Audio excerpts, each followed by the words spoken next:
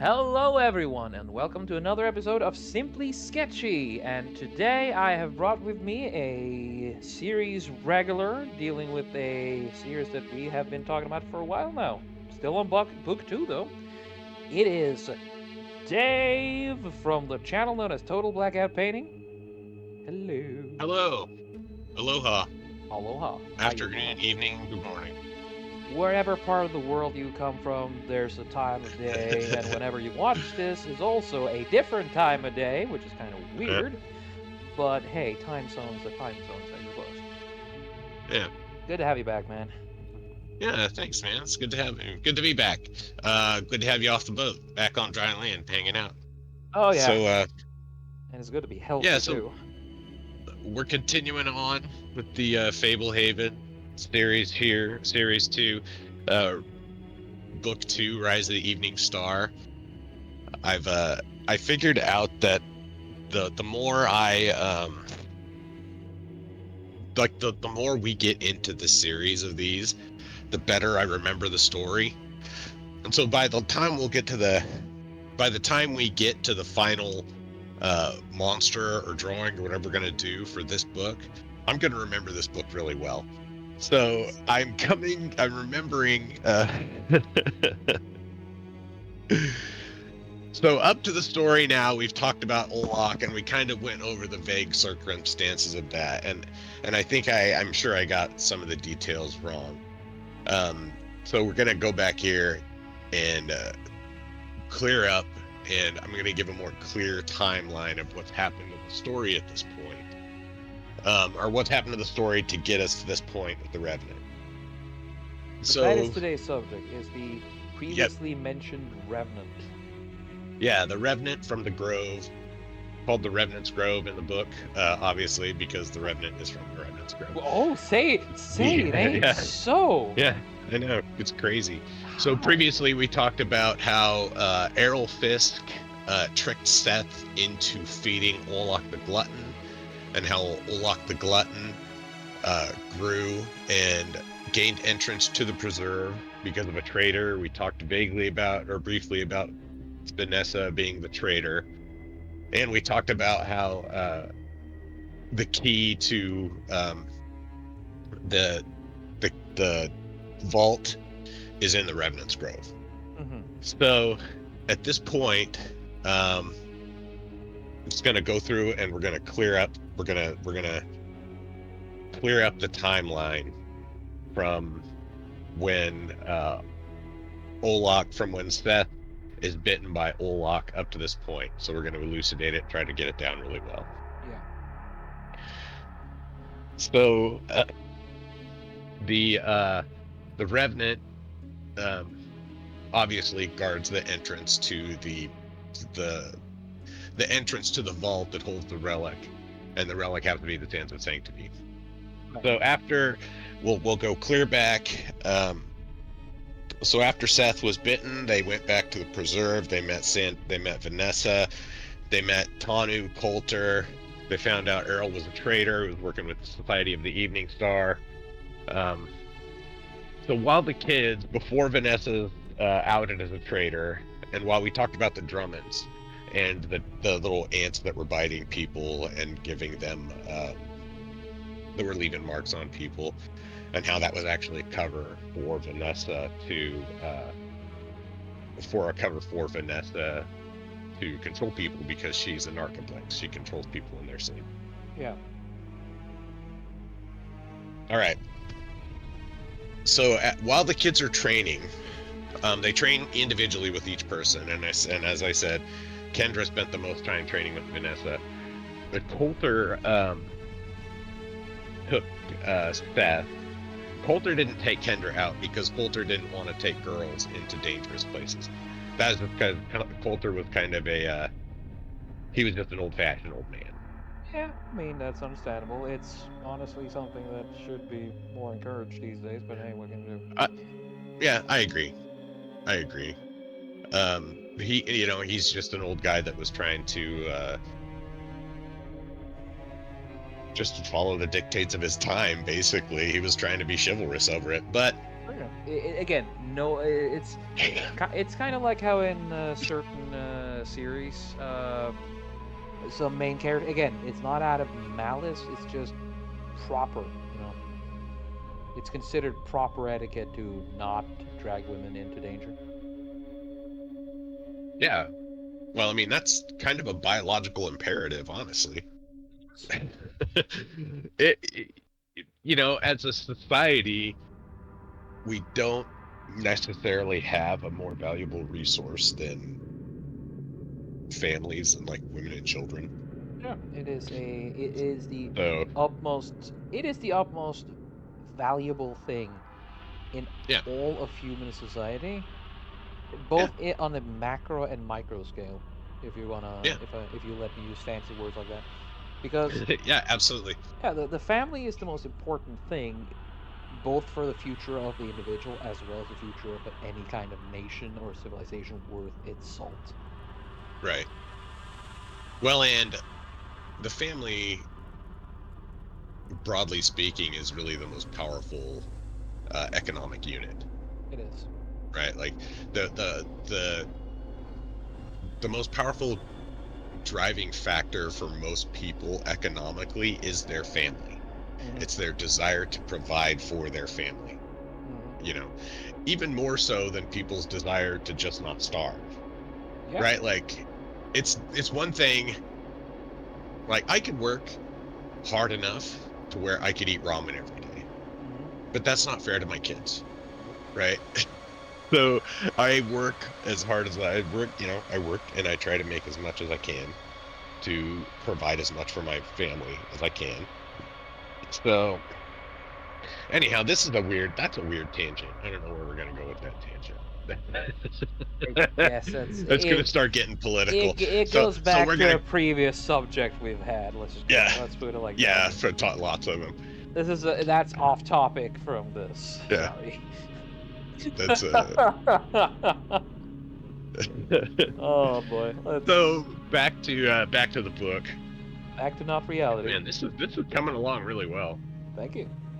And like I said, I'm watching it on my 4K TV while you're drawing it, so it's huge and cool. Oh yeah. So it's I really I've cool. I always loved drawing like undead and like Oh undead yeah. and these unnerving things that shouldn't exist. Monsters. It's I like that. Always liked it. Ironically, Oh nothing scares me more than a fucking zombie, which is kind of ironic since I also enjoy drawing them so yeah. fucking much.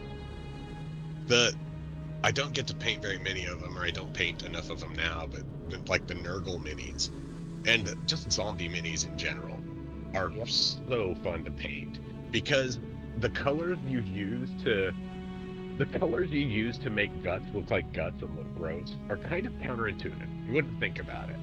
Mm-hmm. You wouldn't think that it's all purple and orange and blue and And a lot of bright green. yellows going in there. But once you put them all together, it's like, oh, I see. I see how this looks awful. It's Yeah. fantastic. I love just the way to make things look. But then I also love painting corn minis. I don't know. Maybe I'm just really juvenile and I love painting gore and bloody Being an weapons and adult is demons just and a stuff. dude, being an adult is just a Maybe. state of mind. Uh, It's an enforced state of mind which you do whenever yeah. you have to, and that's it. Uh, so yeah, I totally get it with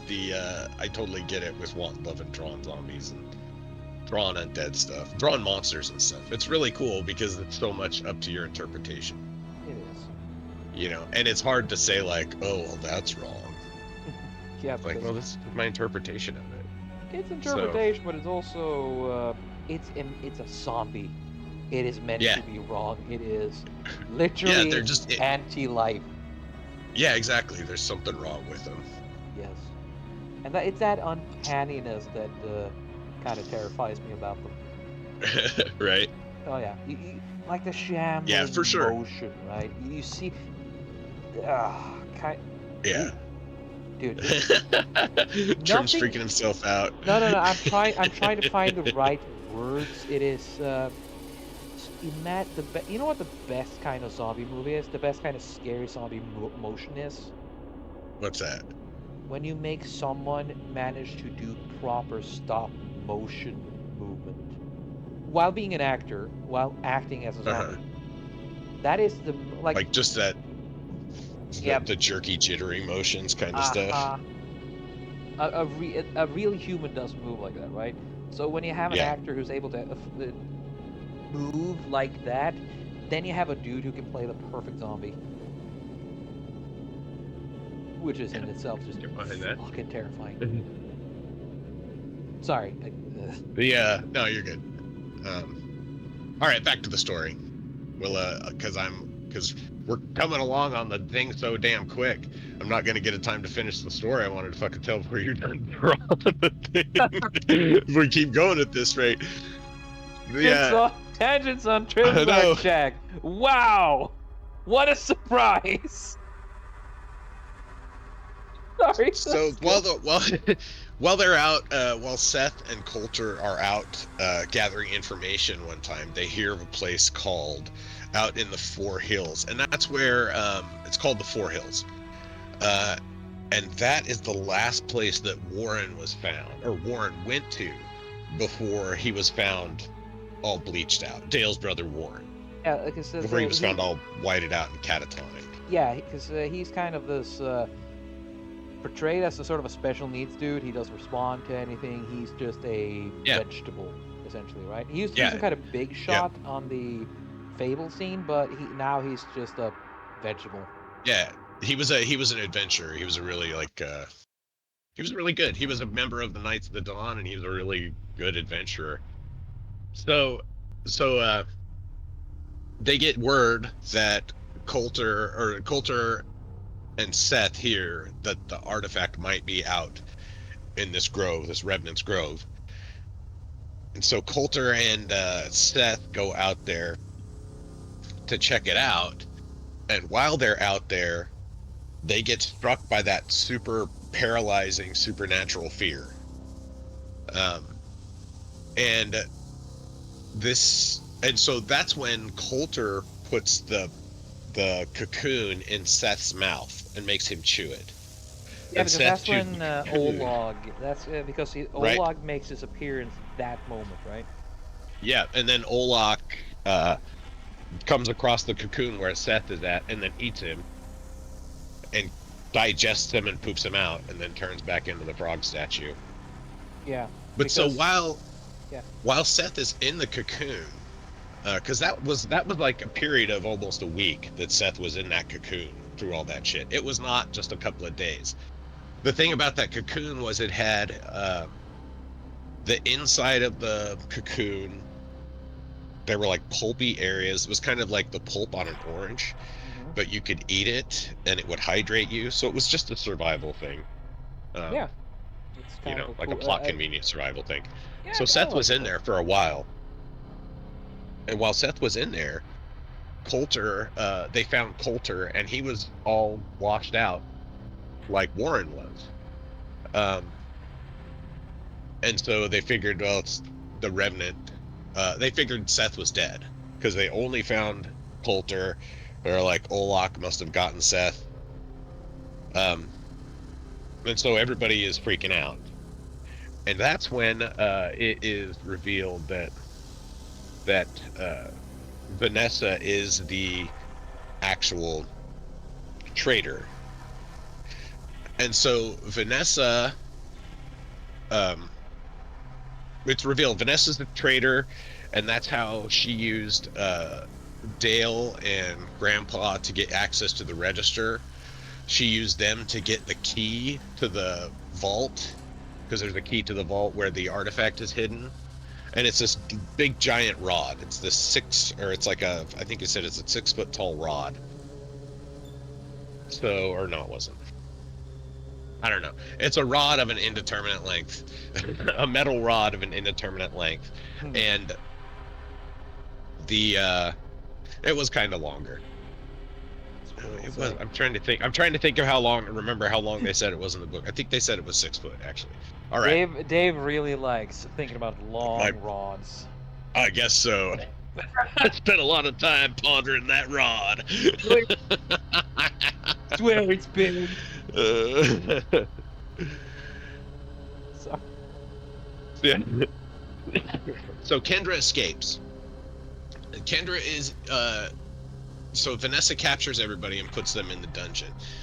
Kendra is impervious to the mind control, so she's able to escape. She's able to steal the key and escape. She makes she knocks Vanessa out and steals the key and escapes out to Warren's hut.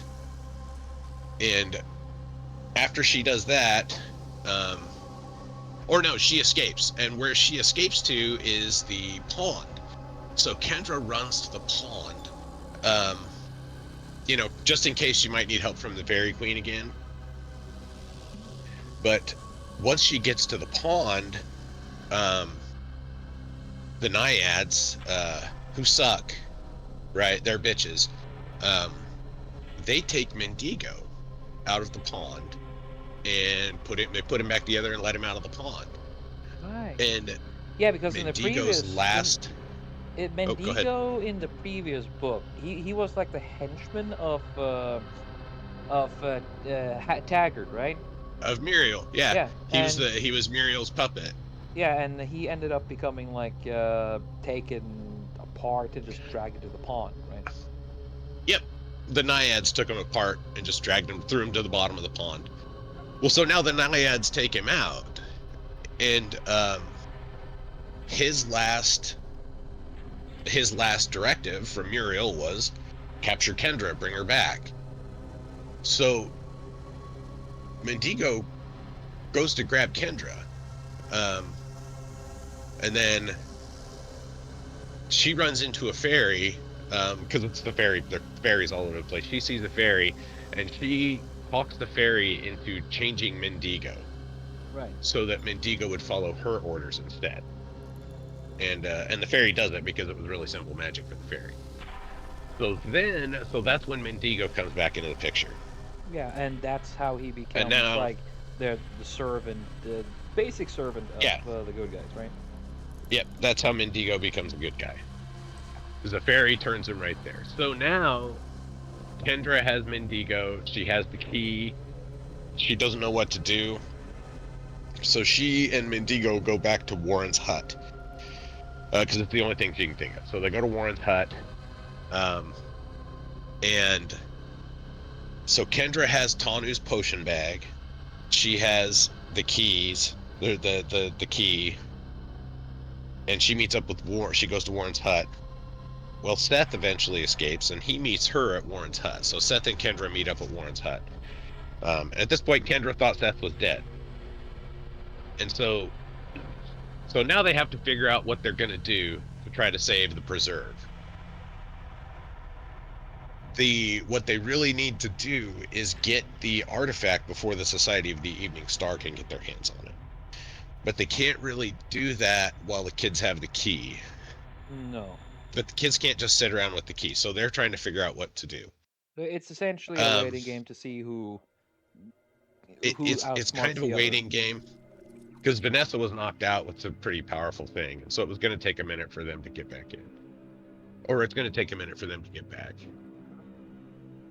Oh wait, no. Oh no, I fucked up. I fucked up again. Okay, so no, yeah, she doesn't have the key yet. All right, so she didn't escape with the key yet. She escaped and went and got Mendigo and went to Karen's college. So Seth meets her there, and then now they know they have to get the key. Mm-hmm. Yeah, I'm trying to clear it up. I fucked up. It's all Now right. they know they have to go in and get the key, and they want to try to save Grandma and Grandpa, and they're not sure how to do it. And so they have an idea that they're going to sneak into the house using um, a shrinking potion and the brownie door. So the brownies are the only magical creatures that are allowed into the house, and it's because they just fix everything. Yeah, They don't brownies do anything. They don't hurt are anything. yeah. From what I Yeah, again, they're sort of like I don't know if they're old English kind of fairy tale creatures, but they're yeah, essentially house help. They clean they are. things, fix things. It just house helps. Yep. They clean and fix and repair, and they don't want anything in return. They just want to do it. They're workaholics, basically. So the kids sneak in, and they find out. That's when they find out everybody's in the prison. Um, they got the key, and they go back to Warren's shack. They're trying to figure out what to do. And Tanu, and Seth has the idea. He's like, you know what? I'm gonna take the courage potions, and we're gonna use those to defeat the Revenant, and then we'll go and retrieve the artifact. We'll use the key to retrieve the artifact. Yeah, fuck, that's right, because Yeah. he used the courage potion to offset the supernatural power of the courage Yes. potion basically offsets the supernatural fear from the Revenant, right? Yep. Yep. Well, in theory, it should. In theory, it should. Yeah. So God, Kendra you is know that wholly fucking against this kid doesn't. idea. I just gotta say, Oh yeah. this kid doesn't really need that potion. Let's be honest. He got balls of No. steel. Fuck. He's got balls of steel. Yeah, for sure. So Kendra's against this. She's like, no, I don't want this. I wanted you to do that. That's too dangerous. We'll just have to flee. We'll have to leave and try to get help. So Kendra goes to the bathroom, and Seth says, fuck that, takes the potions, has Mendigo take him to the grove. Yep. So that's when Seth doses up on the potions and goes to take the Revenant. He's got the pliers. He's got his pliers so he can pull the nail out of the Revenant's neck. And he's all like, I said this earlier. I said this in other episodes. He's getting really pumped up. You know, he took those courage potions. He's getting super pumped up, and he's like shadow boxing, like acting like he's, and so he's really jacked up. Yeah, he's had a lot of liquid courage. He's out in the town. He's having a good time. Right? Fuck, I'm a goo. Yeah, that's right. He's like 4 shots of tequila deep right here. But he is. Right? Turns out he's got a lot of Irish courage going on there. Turns out that the fucking the courage potions is just alcohol. Yeah, no shit. Oh good lad. You turns out you ended up you're gonna have a hangover tomorrow. You can hide it here. The emotion potions are just alcohol. Yes. They're just hard alcohol. I mean, this one's wine. If you drink this wine, it's gonna make you feel like super sad and emotional, and you might start yelling at your boyfriend for no reason. And then oh my god, you know what? This is I like this head kind of because again, emotion potion. That is just alcohol, bro. Like if you take moonshine, you get fucking ecstatically crazy. Oh yeah. That's when you drink that moonshine, you start getting those libertarian feelings and hating the government. That's what that is. Oh, that explains a lot. Oh, get some of that shine in you. Oh. But yeah, the potion does quite a bit, but it's still hard. And Seth, and I talked about this all for too. It talked about how the Revenant's cold hands were around its neck. So Seth gets up to the Revenant, and it's still the fear from the Revenant is so powerful. It's which is what it's meant to be. Yeah. And the Revenant is here as a deterrent. It's the deterrent to keep people away from the Grove because there's an artifact here. The fear is so powerful that it almost it starts choking Seth. He can feel like the burning cold on his hands, and he starts to fade. And as soon as he's like almost faded entirely, that's when he gets the nail free. Yeah. And when he gets the nail free, it flies away, and sinks into the ground a little bit. And then Seth just passes out. Well, when the Revenant dies, then Warren wakes up and comes back to his senses, and Coulter did too. That's when Warren and Coulter came back to their senses, and so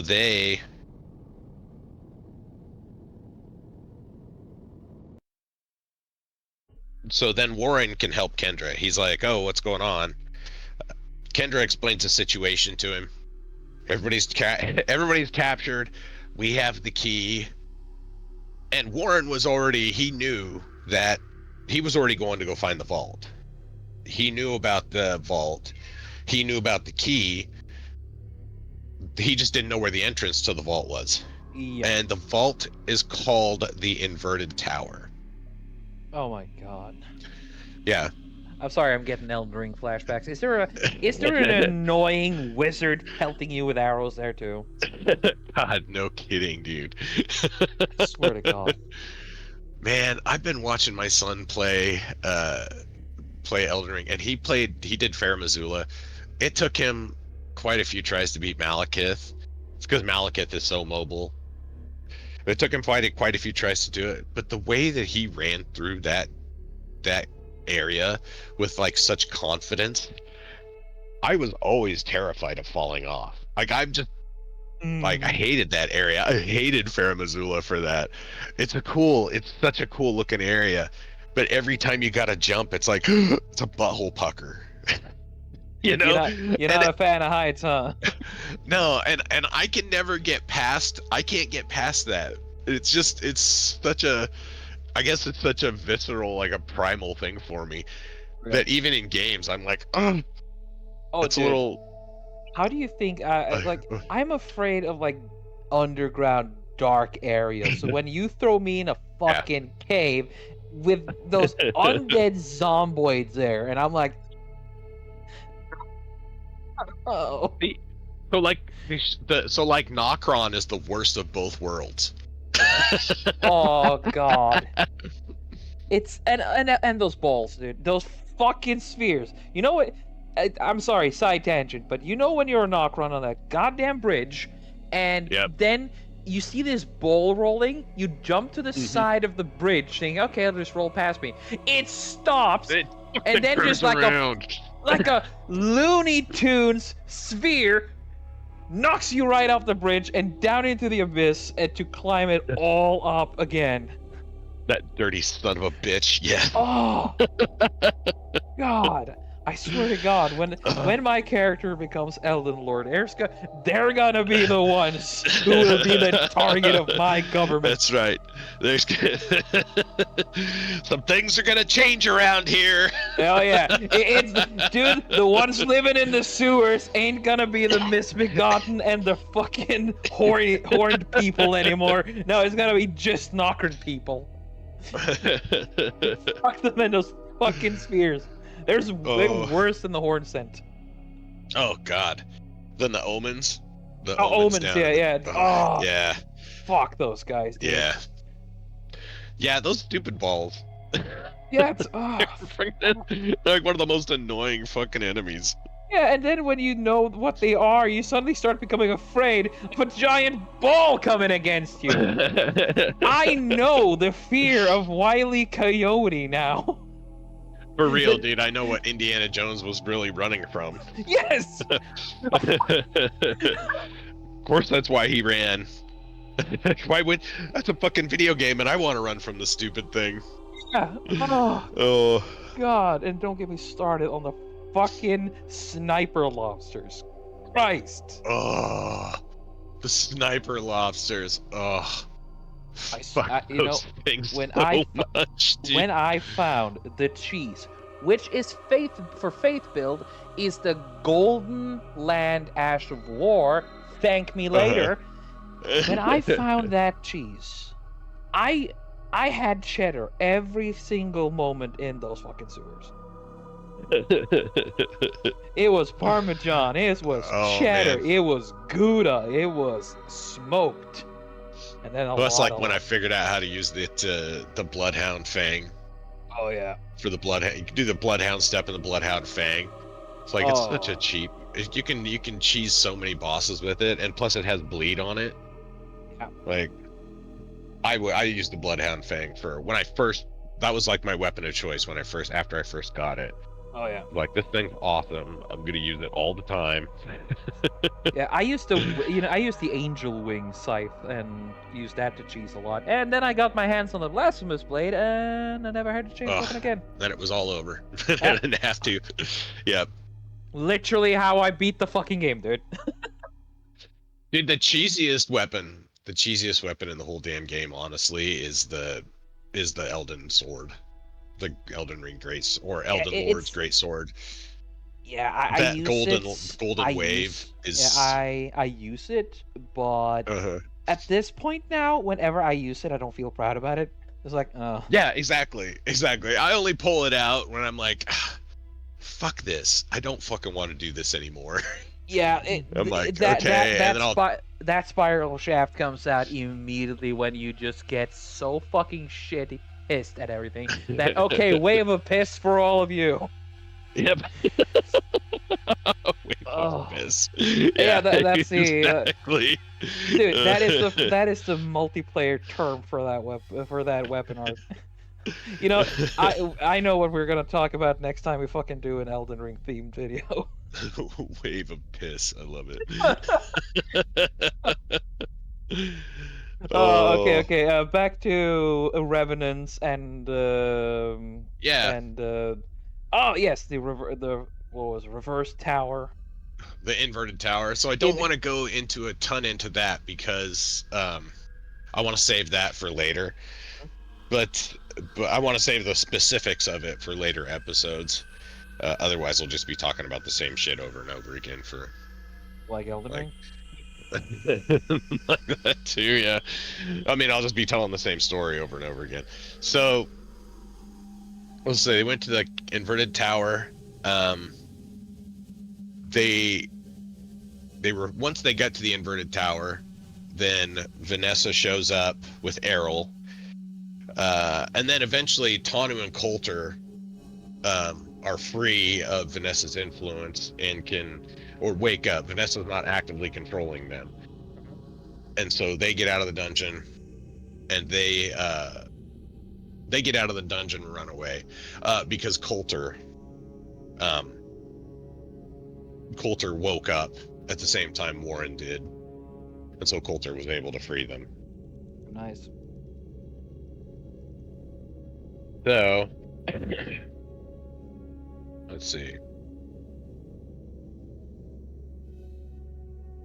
All right. So up to this point, um, we talked about the kobold. The kids found the kobold in the first. The kobold in the school was like the first thing. It was the whole the the plot, the first plot driver, The ugly little and then shit. yes, the ugly little kobold guy. Um, and then that kobold led them to Errol. Errol used the kobold as a way to get in on him, and then Errol tricked Seth into going into Archibald Mangum's house to steal the artifact to send the kobold away. Yep. Uh, really, it wasn't. That's not what it was. The artifact was something that the society wanted. But through the course of that, Seth is bitten by the statue Olok, and then Olok comes to life later and becomes a problem. After after all the Errol shit, then the kids meet up with Vanessa. Um, Vanessa takes them to the farm. She's a friend of her grandparents. So Vanessa takes them to the farm. On their way to the farm, they are attacked by a Dullian, which is like a golem. It's a golem made of hay. They're attacked by that. Kendra can see what it I is, thought but you Seth meant couldn't. Dullahan, Uh, like the one-headed riders. no, no, no, no, no. It's Dullion. It's Dullion. That's how Okay. they spell it. Heard of But anyhow, yeah. So it's like a hay golem. So that attacks them while they're driving there. So they arrive at the farm, meet up with Tanu, Coulter, and Vanessa. They learn about the potions from Tanu. They learn about artifacts from Coulter, and I can't remember exactly what Vanessa was teaching them. Vanessa was teaching them about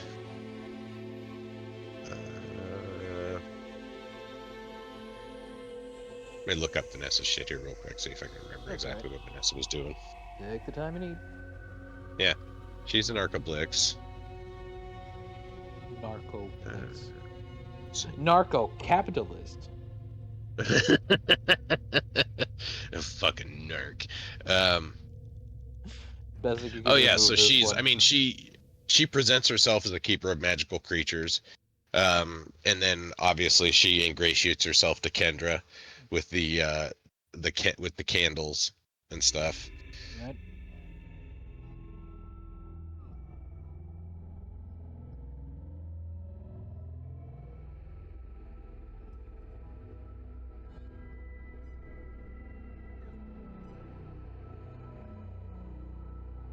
So, all right, there we go. So through the course of a couple weeks, while the kids are learning, or they're learning from the people, and they're trying to figure out what the plot for the society is. That's when, the Coulter learns about where the grove is. He learns about where, or not the grove, but he learns that's where Warren was last seen. So that's how they end up going out to the grove. That's how they end up figuring out. So anyhow, um, the kids learn um, about the bottled emotions. They learn about a bunch of different things. Um, Obviously, they learn about shrinking potions because we talked about that. There's a lot of different things, and Tanu. They learn all that stuff from Tanu, who is he's a potion master, and he's been. It's like a generational thing. He learned from his dad, who learned from his dad, who learned from his dad, Good old and he's a family business. yeah, and he's a big giant Samoan dude. Malian dude? Samoan, Samoan? Samoan, like like Polynesian guy, Oh, alright. big giant like Hawaiian dude. Think of it that way. Surf's up, bruh. Yeah. But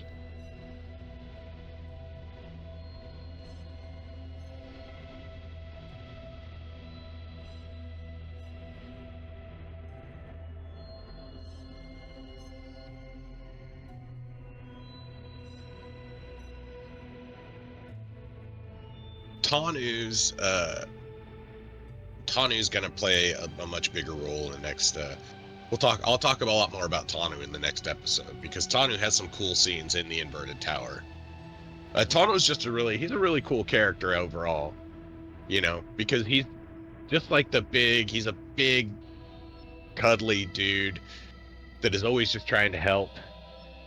And I don't know. I don't know if you've spent time around Hawaiian people or Samoan people or anything like that, but they're some of the friendliest fucking people.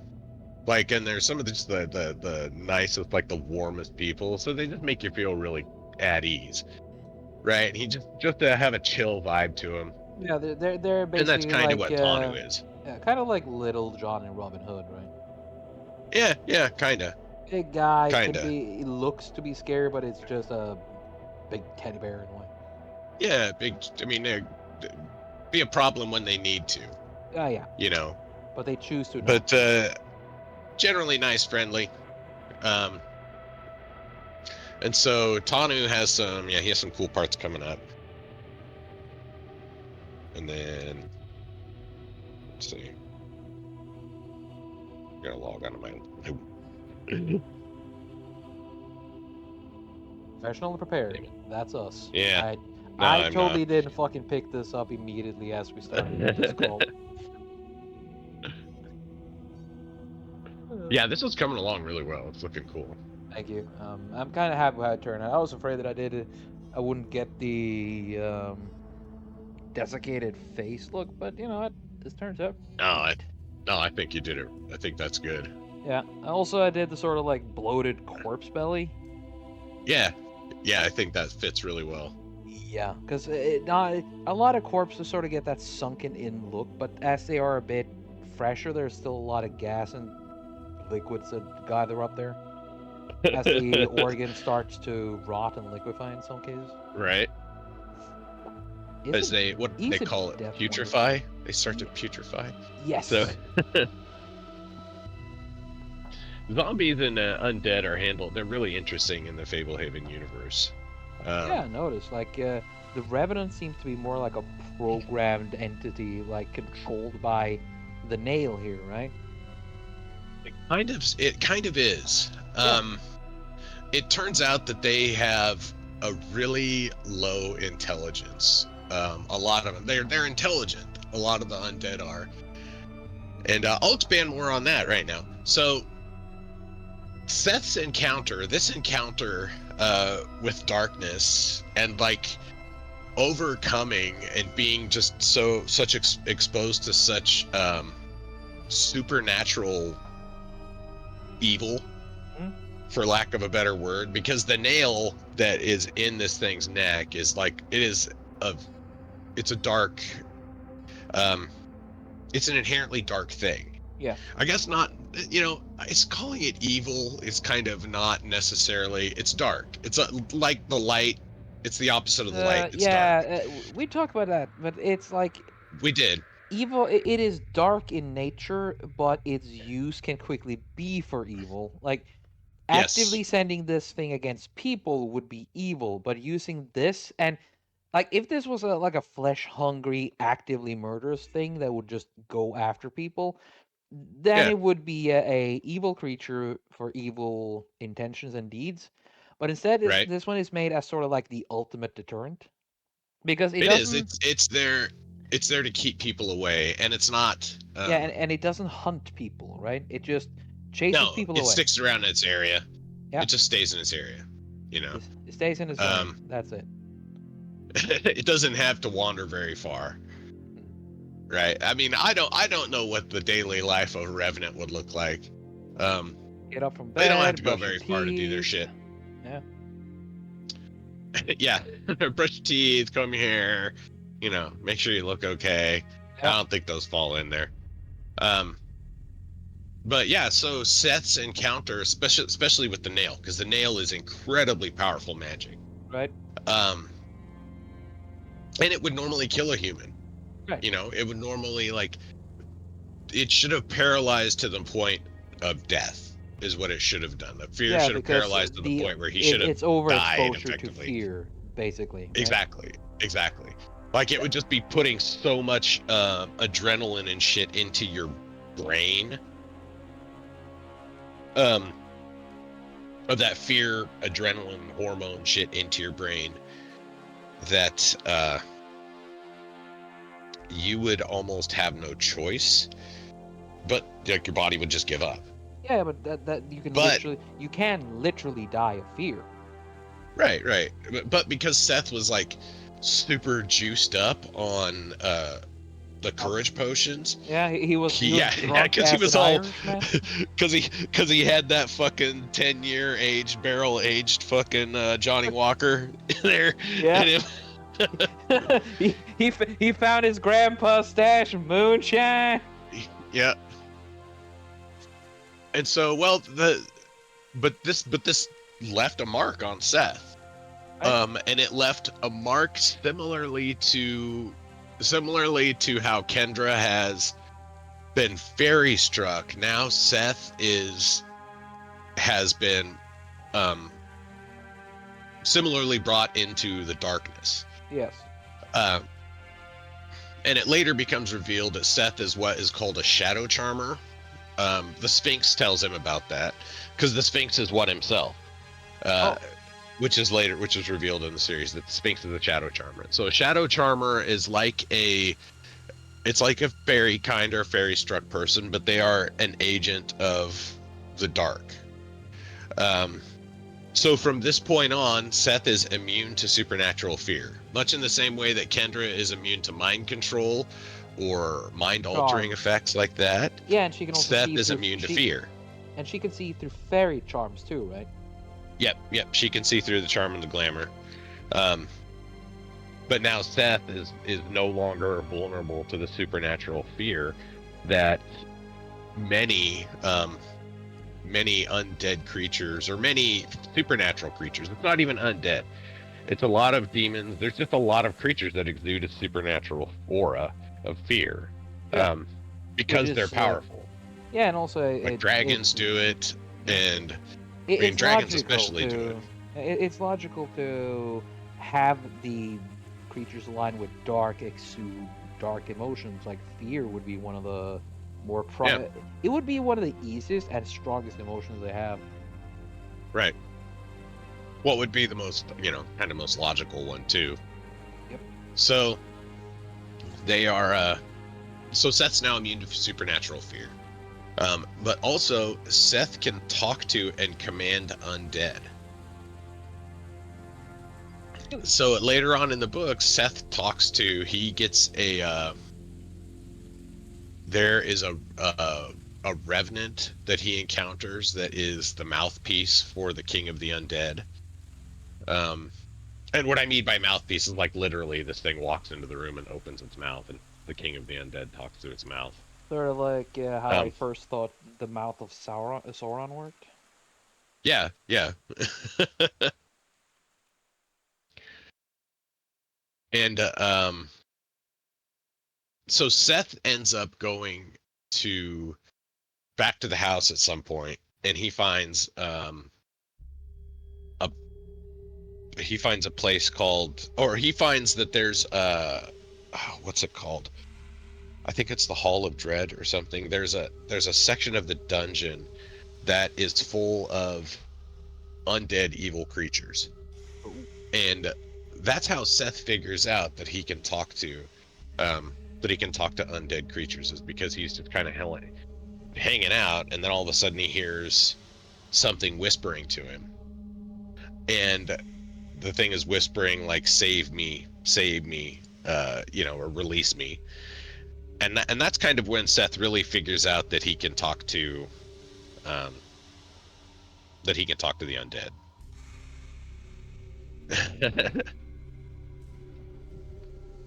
And so it actually, Seth ends up actually having to be made officially a shadow charmer. He has to be inducted by an actual demon. Um, and that happens in the next book. Seth gets inducted by an actual demon to become an agent of the dark. Um, and In the first book, it seemed like it was very much focused around Kendra herself. This one seems to be very much focused on him and his journey. well, it talks a lot about, they both, we focused mainly on Seth's journey and what we've talked about.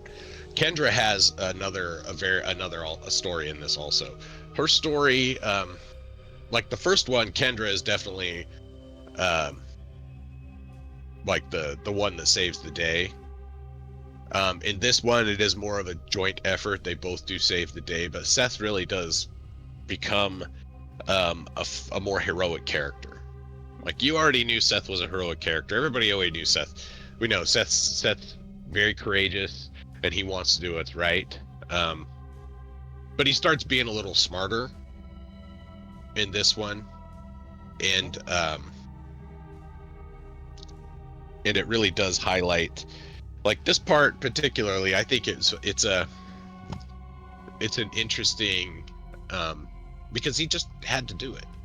Yep. Again, the hero's burden of somebody's got to do it, and although they could have maybe thought of a better way to go about doing this, or an easier way to go about doing it, Seth just kind of took charge and was like, you know what, fuck it, we're doing it live. you know Fuck it, we're doing it live. he decided to take the initiative himself, because um he wants to help. He wants to help and do the right thing. If not me, who else?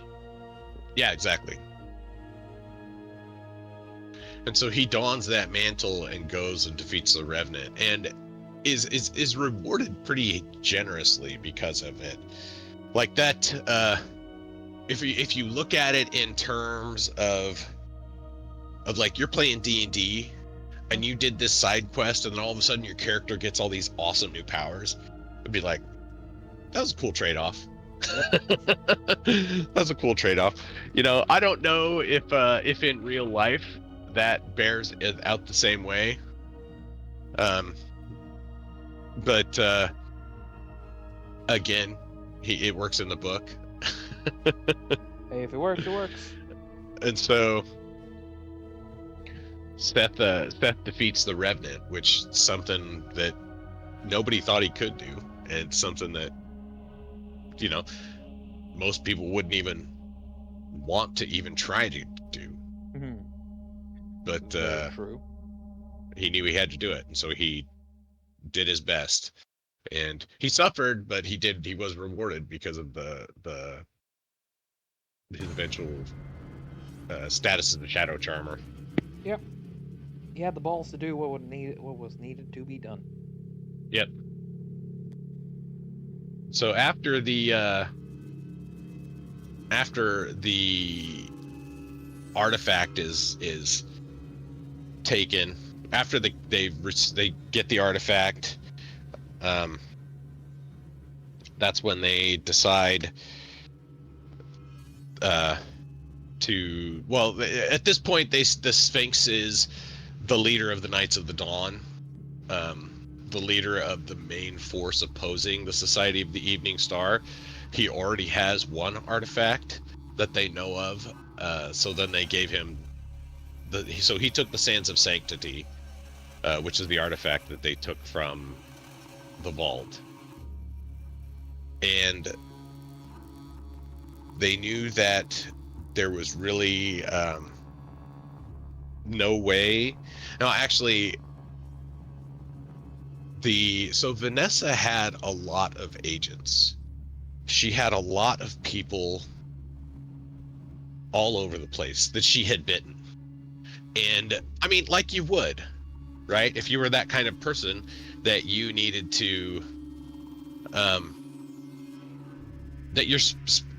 if it was your espionage was your deal, you would have agents all over the place. I mean, and if something as simple as like a small, if something as simple as like a small bite on someone is going to give you access to them indefinitely, then I think that I would spread that shit far and wide. and Vanessa does too, right? So Vanessa has agents all over the place. Yeah, she's a chick who enjoys spreading it, huh? Right. Well, she's a hot chick, so what can you say? Sorry. But she has agents all over the place. Anyhow, they know that there's potential for Vanessa to take control of anybody at any time. And so there is a thing in the dungeon. It's called the Quiet Box. And it's a specially designed box. And we've talked about this too, that just kind of puts people in there like a suspended animation almost. Mm-hmm. It puts them in a state of hibernation, or more suspended animation. Yeah. You're sleeping, but you're not sleeping. You're not aging. You're just there. Yeah, you're suspended consciousness. It's the ultimate solution to avoid killing someone, but avoid having them around. Right. And so they take Vanessa, and the Quiet Box has 2 spots in it, but it can only hold one person at a time, but it always has to have someone in it. Yeah. So the current prisoner that was in there, they didn't know who it was. Stan and Ruth didn't know who it was. He had been in there since before they were running the preserve. Mm-hmm. So he's been in that box for a long time. They have no idea who it was. And they're just releasing him? So they take that person. Well, they had to put Vanessa somewhere, and the Quiet Box was the most the only way to make sure, they didn't have to kill her, but they had to do something so that she couldn't control anybody. Yeah. Also, Vanessa knows the Sphinx is crooked. And so Vanessa knows all about the Sphinx. She's an agent of the Society for the Evening Star. So they lock her up and free the person that's in there. They lock her in the quiet box so that she can't talk to anybody about anything. She can't tell anybody anything. Not only just so she can't... It's not only just that she is locked up, but that she can't try to take control of anybody. Yeah, I mean, right, so they lock her up, and now she's quiet. Yeah, she's an extreme threat due to her ability Right. to control people whenever they fall asleep.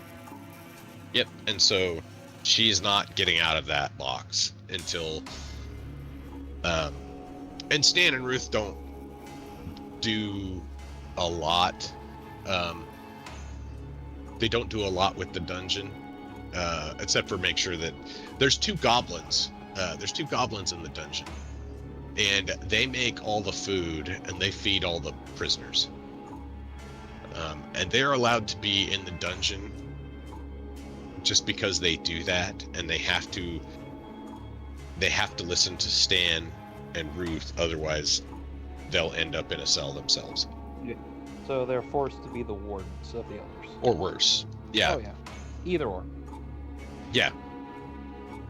So, which after Seth becomes a shadow charmer, he develops a little bit of a, he gets to know the goblins, because he can speak their tongue.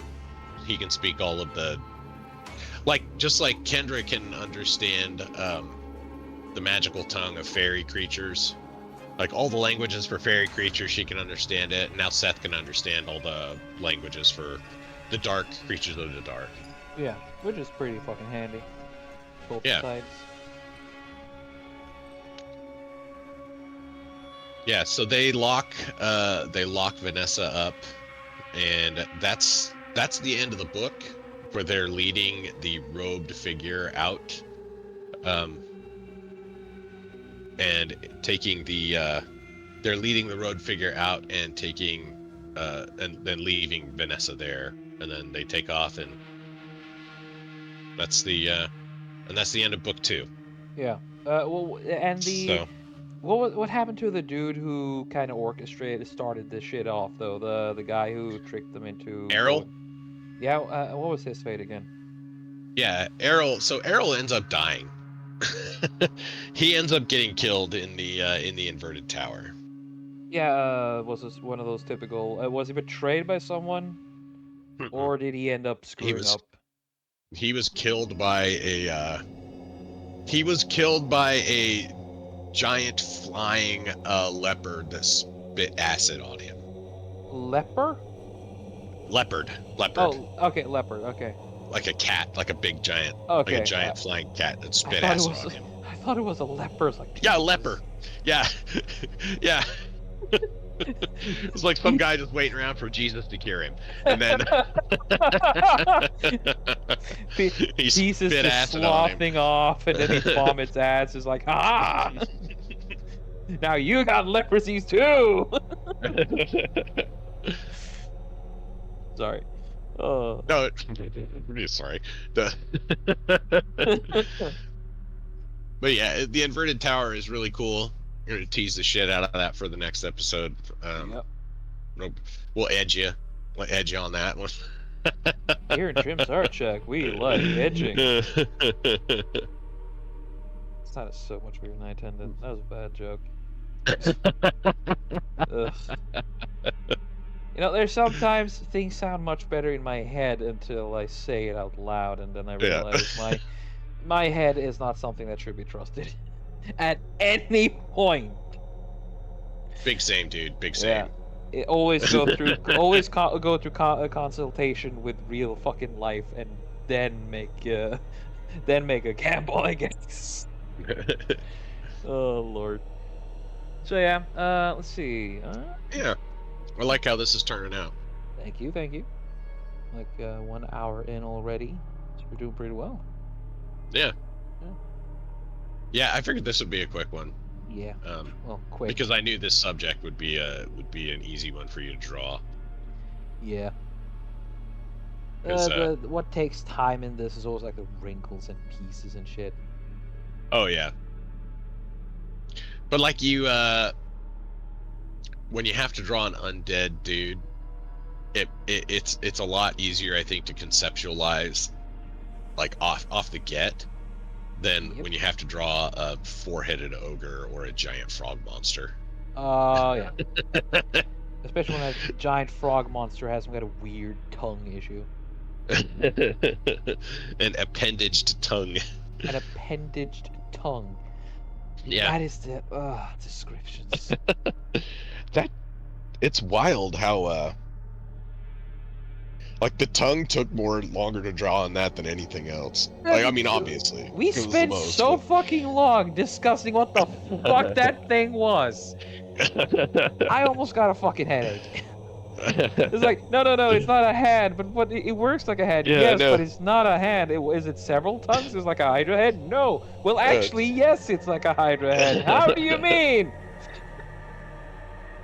How, Yeah, how long did we it's hard to spend? describe, right? Like, Yeah, I it mean, it's hard is. to, it's difficult to put into words. Well, especially across a language barrier. I It's think not. that might be part of it too. But Yeah, I'm fucking. I am you're, ESL. My yeah, yeah. No, your my English is great generally. You know, I yeah. mean, your English is People really keep good, saying obviously. that. But People keep saying that, but people keep also forgetting the part that I might have a very good grasp on the English language, but I'm also born and bred Norwegian. So yeah, whenever I speak, uh, I speak Norwegian and English as often as both of them, meaning that sometimes when I speak Norwegian, I use English fucking phrasing or English intention or context, while when yeah, I speak English, I use Norwegian context or word or verbiage. It is right. confusing.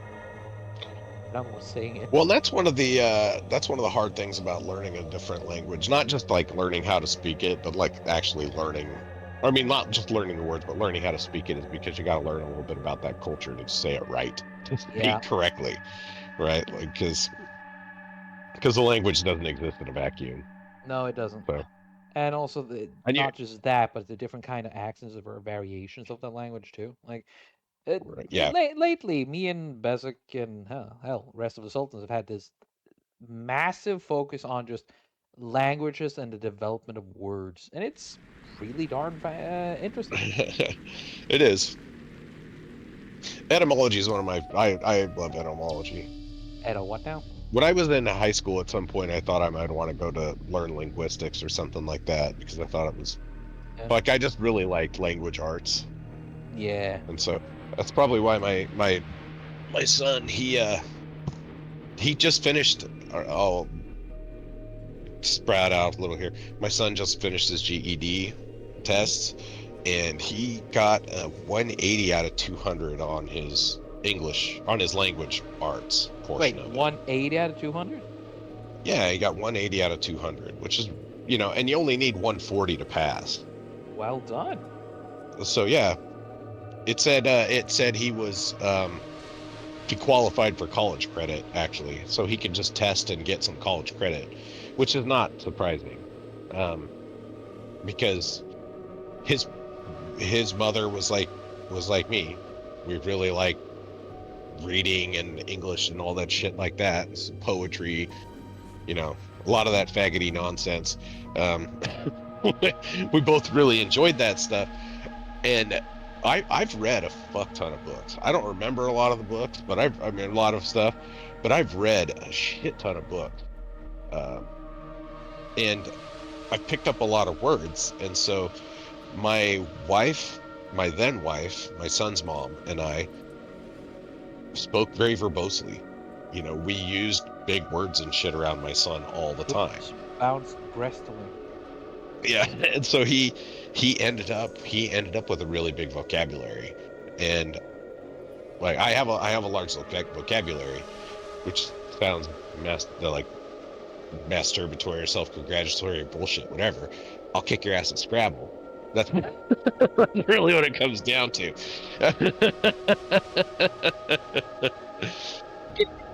Fuck it up. I love that one. I was like, Oh, it's a masturbatory. No, it means I'll kick your ass. Oh my god, that's perfect. Because that's the kind of, I mean, I grew up playing Scrabble with my family, and we'd get together. That's one thing we love doing is playing Scrabble. Yeah. And my son's mom and I used to play. We had a travel Scrabble game. Yeah. So it was little plastics with the tiles that clipped in, and we would play Scrabble on break at work. That's so cool. So my son, like on our lunch break, we'd play a game of Scrabble, and I think it was close to 50-50. I'm not gonna say I kicked her ass and she didn't kick my ass. My wife. Oh, I'm way up on my son. So you didn't settle your divorce, but didn't settle your divorce by the ultimate Scrabble? Yeah. In one corner, Dave. In the no shit. other corner, whoever can get that triple letter, whoever can get the biggest word off the triple word score gets to keep the car.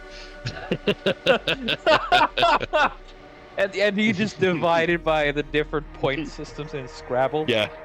The You're most like, look, I spelled convoluted- car. That means I get to keep. I spelled car on the triple word score. That means I get to keep both cars. That'd be a great way to arbitrate a divorce. Honestly, it would be more fair than today's system. Yeah. Oh man. Yeah. Laugh the pain away. Right. Like, oh.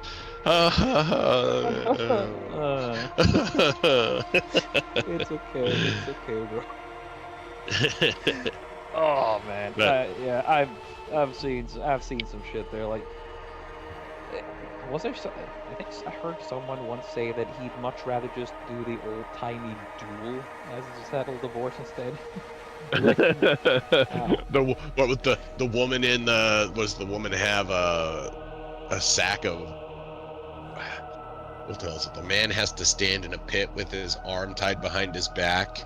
Oh no, he had to stand in a something. pit and fight his soon-to-be ex-widow or widow. Yeah. One of them would die. That's the thing. Yeah. One of them would fucking die. That's the point. And the guy had to fight with a massive handicap, which but it was still a fair fight. Because the guy just needed to bring the woman down and then club. The rules were that she would start with it. It said nothing about her having about that she had to keep it. Absolutely. Yeah. I don't know if I'd so how does that work with kids then? Right? Like I can't the kids? I can't see that as like I'm just trying to figure out how that would work logistically in society. Right? Having a fight to the death about who gets to keep the stuff in a divorce. It might be. I guess that's a reflection of how abhorrent divorce has been seen throughout the eyes of history. Yeah. And how flippantly we approach it now. This is gonna start getting deep about totally off-topic shit that has nothing to do with a regular art story. Gotcha. So regular, yeah. Back to the regular. I'm watching you draw a zombie, and I'm starting to talk about gender shit. I'm like, nah.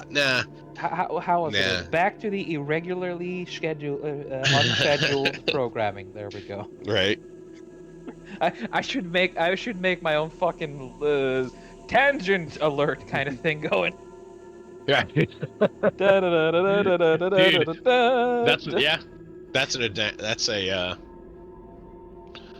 That is a thing you can do on a Art Shack. Oh my! Is draw a tangent alert sign. You know what? Remind so that Bezic can put in OBS and he can use that for his editing and stuff. Tangent alert. You know what? You and me are gonna do an Art Shack next week, and I'm gonna pretend we're doing just fucking that. Just a black and white tangent alert. I'm pretty sure Bezic is gonna abuse that like a motherfucker. Yeah. Let's see. Yeah, that'd be hilarious. I fucking died laughing. That's what I know. I would. Yeah. Let's see. So then, yeah, at the end of the book, Seth took the nail and just dropped it. And it's a very powerful magical artifact, and they didn't think about it. Of course, it was an afterthought. The whole thing about the Revenant would be an afterthought because he's really not the point. So, Nah, but you're kind of busy with a potentially world-ending conspiracy happening in the background with mind control and fuckery. So when you deal right? with the war with the walking fear corpse, you're just done with it. Yeah. And it becomes more the Revenant's nail becomes an important plot point in the next book. Oh wait, he still has it? No. Oh no, the Revenant's dead.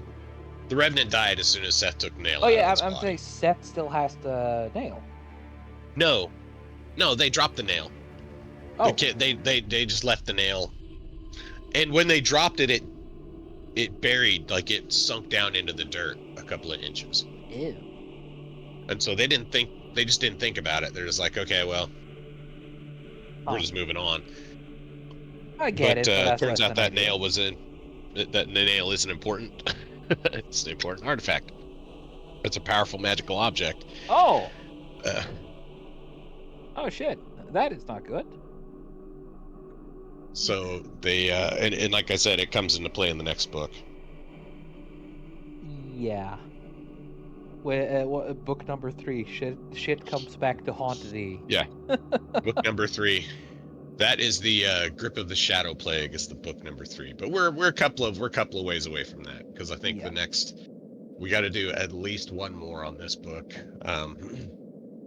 Yeah, we got Because like there's a couple of cool things in the inverted tower yes. that I think well, there's some good subjects in there. Good. So I'm gonna do some more additional research and determine a subject for the next episode. That means look through the wiki and possibly read through the best parts of the book, doesn't it? Yeah. I'm gonna go listen to those chapters of the book again. That's what I'm gonna end up doing. I mean, a lot of good audio. But that's cool.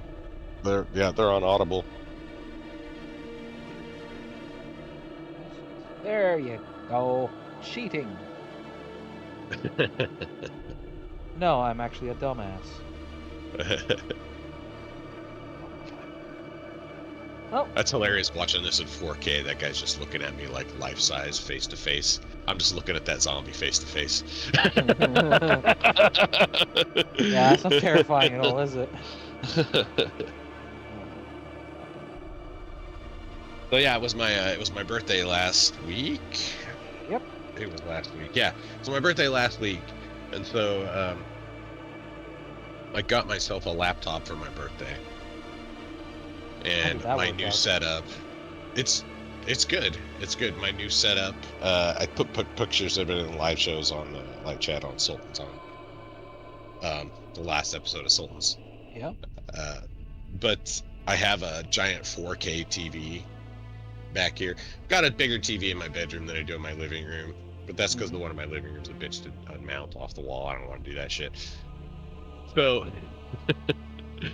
so I have the zombie, like the drawing and everything, on the big 4K TV. It's like a 50 or a 55 or 60 inch TV. Thing's damn huge. So somebody walks into your room and he's like, "Brr." But it's really it's interesting to watch the drawing.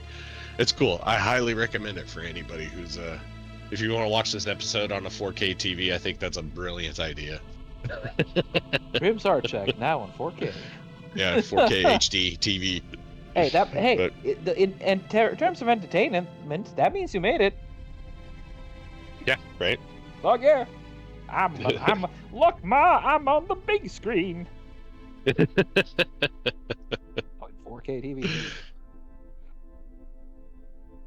Let's see. So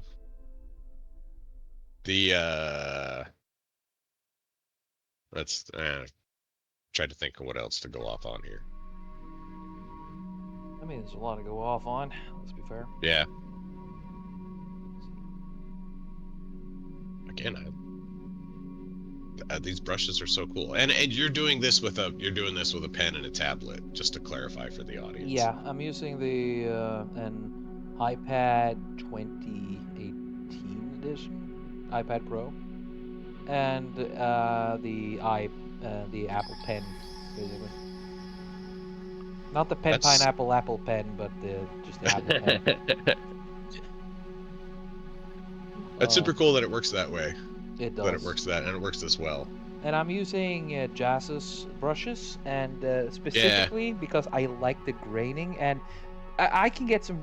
See here, right? I can get some really good fucking grading in the colors. So yeah, that's why I love using this, because it feels. To me, drawing is not a technical thing. It is all about feeling, just feeling. Yeah. Facts don't care about your feeling? Well, too bad. My feelings don't care about your facts in terms of drawing, because try to make me draw something and it doesn't feel right, I won't be able to do it. You know, that would explain why you don't like perspective. Never gonna let me hear the end of it. Oh, fuck off! And I know you're making some comment too, Bessic. Fuck you too.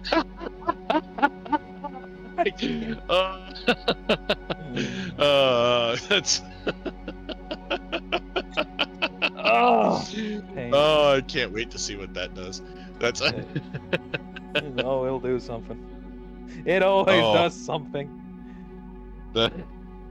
Yeah, Bezik's getting really good with the editing.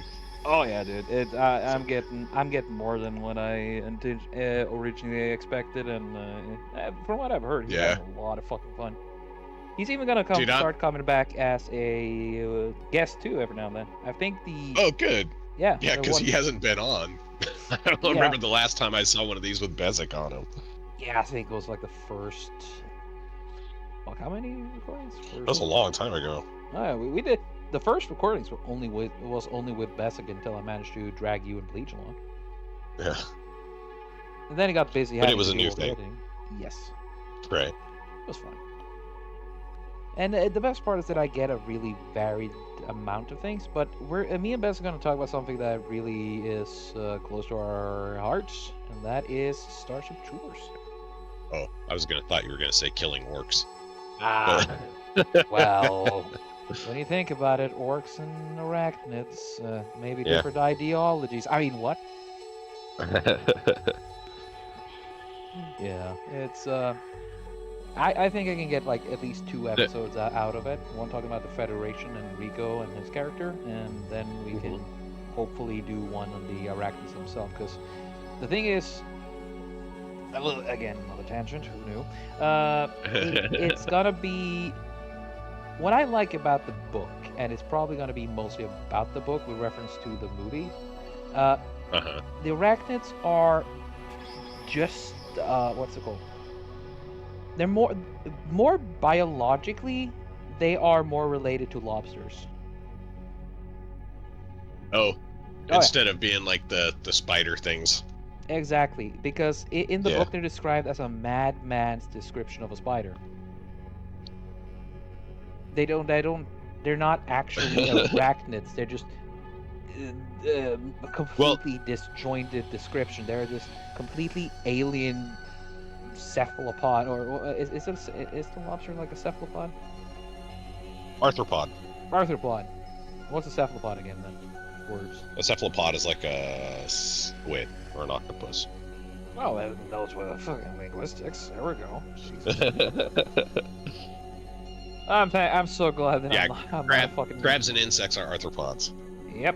So yeah, arthropods. So yeah, arthropods. That's what the arachnids are. But they have more in common with again, I don't fucking remember in the book. They have more in common with the lobster or crab than they do with biologically in common with a lobster or crab than they do with an actual arachnid or an insect. Mm-hmm. Yeah. Until you get to their hive structure. then they become like ants on steroids. They're Tyranids. No, worse, because each and every arachnid warrior and worker are as intelligent as a human being. Every single one of them has the same has the same IQ as the average human being. So problem solving, capability, even to a certain extent, thought, kind of, intellectual potential. But they have no identity. Their will, That's like, they're just instinct.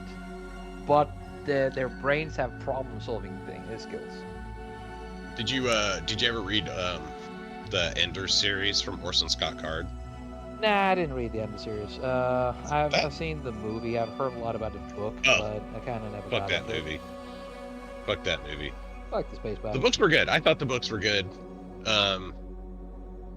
But again, that was the same thing. He faced an arachnid threat in that book too. Yeah. Then they ended up being like it was just a misunderstanding between the arachnids and the humans in Ender's Game. Yeah. Here it was kind of like a retaliatory. Oh yeah, the arachnids are the obvious aggressor and destructive force because they're just just so alien to us. Right. They dropped a meteor on Rio. Oh yeah, dude. They had many assaults on humanity. They even got to the solar system and had a full frontal assault of Pluto. Oh yeah. Oh yeah. In the book, Carl does. Dude, did you ever watch that series Roughnecks? Yes, I love it. I love Roughnecks, dude. They never finished the series. I was really bummed out they didn't finish the series. Yeah, but it could have ended on a worse point. We got the Clendid. It could have. We got. Yeah. It sort of ended at the point where the Federation started getting their feet back under him on the home front. Yeah. Yeah, that's pretty much it. Yeah. I did like it though because the Roughnecks managed to they took an idiot's success and then they applied the proper planning to it. They applied the proper effort to it. They did their due diligence because the people who made the Roughneck series, unlike the people who made the person who caused the movie, it's clearly that the people who made the series, just like the screenwriter for the first movie, they cared about the book. They enjoyed the source material, and they even understood it. Yeah, for sure. That's not what the people were like. Yeah, in that's not what the movie was like, for sure. Well, again, it's Fablehaven is an idiot. He's a complete idiot with a delusion of being intelligent. Well, he unintentionally did something really awesome though. Yeah. Right. I mean, he if nothing else, like you can hate on that movie, for its like naked inaccuracies towards the book. No. The only thing it didn't have, the only thing that the book didn't have. What's that? Power armor, and bugs using lasers. Yeah. That's the fair. only thing that missed. When it came to the society itself, the nation, the structure of the Federation, and their open honesty to the civilians and citizens, and how the key difference between the two, yet how one wasn't really lesser in moral value than the other. It's just that one had taken the service and now was reaping the benefits of it, while the other one had not taken the service or failed to do the service, but still was they're still humans. They're still gonna get something. Right. Well, what I was getting at was that he brought he brought the story to mainstream consciousness. Yes. right? Like there was always people that knew about Starship Troopers and loved the book Starship Troopers and the idea of Starship Troopers well before that movie came out. Oh, But that movie introduced so many people to the world of Starship Troopers, and it gave us that Roughnecks. yeah. So, But then you had the leader literacy group who keeps telling about how humanity is the true evil, not realizing that it's their ideology being mocked. And of course, when they realize that, they then of it's course fascist literature. again, it is not us, so it must be our enemy, because they have no way of seeing differences. Like bugs. Well, it's the same shit that people use to justify terror attacks. Yes. It's like, oh, you must have done something, or violence. Like there's all sorts of stuff. Yeah. We'll start getting a little current day on it. But it is people use they're always looking for a justification to. They're apologists. It's just apologetics. Yeah. Is what it is. It's not. It's anti-human apologetics. Yeah. Just like a lot of the stuff now in media is just anti-white apologetics. It's not. As we can call it on the internet, bug posting, or as the Devil May. Yeah. Or as in Devil May Cry situation, demon posting. Yeah. You know the scene for those people, unfortunately enough or foolish enough to look at ranks of power, right?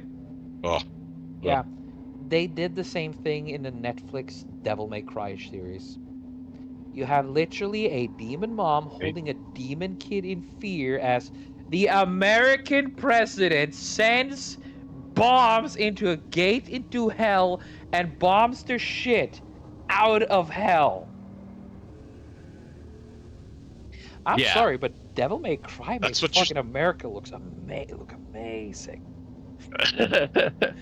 Like, fuck yeah, I want whatever. I want one for that guy. I don't care.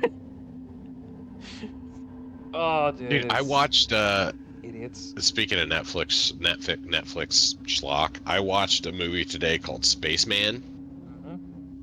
That had Adam Sandler in it as an astronaut. Oh, it's the one with the spider, right? Yeah, it's the one with Big Spider in it.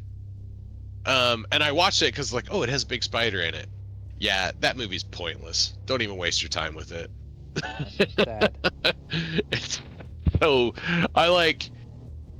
it's like, oh, cool, Big Spider, and then it just turns into some big character study. Yeah. If you're in the mood for that kind of shit.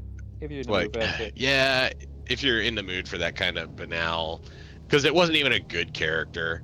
Oh. It's like it was not good. I didn't